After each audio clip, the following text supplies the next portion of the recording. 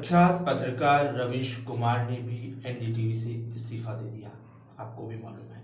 लेकिन क्या रवीश कुमार के इस्तीफा दे देने मात्र से वो सारे मंसूबे कामयाब हो जाएंगे उन लोगों के जिन्होंने एक पत्रकार को खरीदने की बजाय एक चैनल ही खरीद लिया? क्या गोदी मीडिया की इस पूरी लिस्ट में अब जब एनडीटीवी को शामिल करने की मंशा हो, तब क्या अब सरकार से सवाल पूछने वाले इस पत्रकार की आवाज दब जाएगी?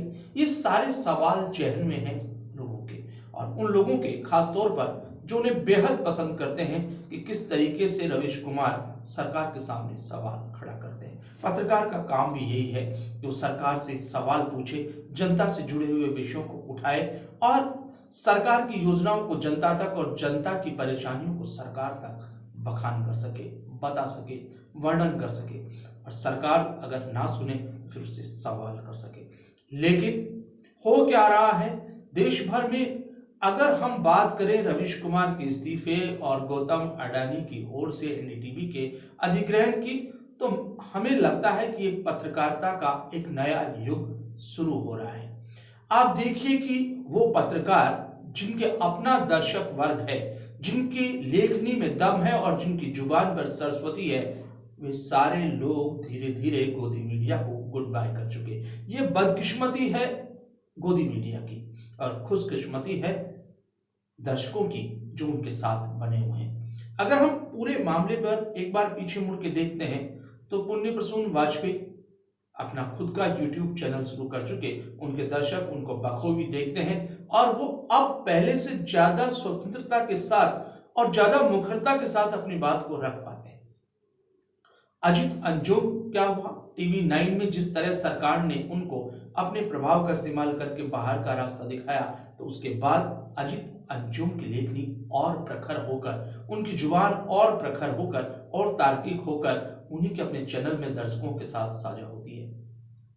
उसके साथ अगर हम बात करें रवीश कुमार की, तो हम यूं देखें कि रवीश कुमार मुक्त हुए उस जंजाल से, उस पूरे मायाजाल से, उस पूरे एक सिस्टम से जो पत्रकार को बांध के रखता है, जो एक सिस्टम के बजाय अब खुले तौर पर आराम से खुले आकाश में उड़ेंगे और उनकी जो तर्क शक्ति है, जो उनके सवाल हैं, वो अब उन्मुक्त होकर पूछे जाएंगे।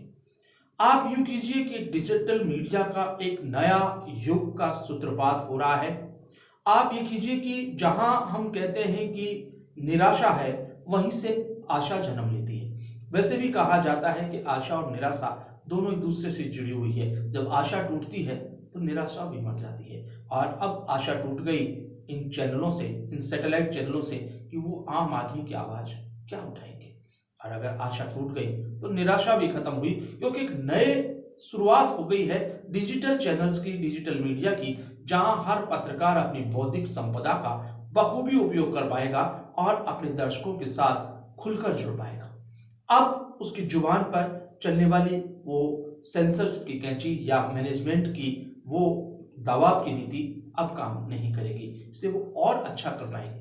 अगर बात करें इसके आर्थिक पक्ष की, तो आप दर्शक वर्ग चिंता ना करें, क्योंकि जितना आर्थिक पक्ष चैनल से मजबूत नहीं होता, उससे बखूबी, उससे कई ज्यादा जिन सोशल मीडिया प्लेटफॉर्म या डिजिटल मीडिया ओटीटी प्लेटफॉर्म पर हम लोग आते हैं, वहां से इतना अच्छा सहयोग आप सबका मिल पाता है कि कोई दिक्कत नहीं होती किसी पत्रकार को। इसीलिए अब कहते हैं कि स्वतंत्र पत्रकारिता का जन्म हो रहा है डिजिटल मीडिया के जरिए, और ये बदकिस्मती कही है उस मीडिया की जो अपने आप को धीरे धीरे एक एक करके प्रतिभावान पत्रकारों को खोते जा रहे हैं। मात्र उनके पास ग्राफिक्स और शानदार स्टूडियो बचे हैं, बाकी आत्मा तो निकलकर अब डिजिटल मीडिया पर इन पत्रकारों के रूप में पहुंच गई है।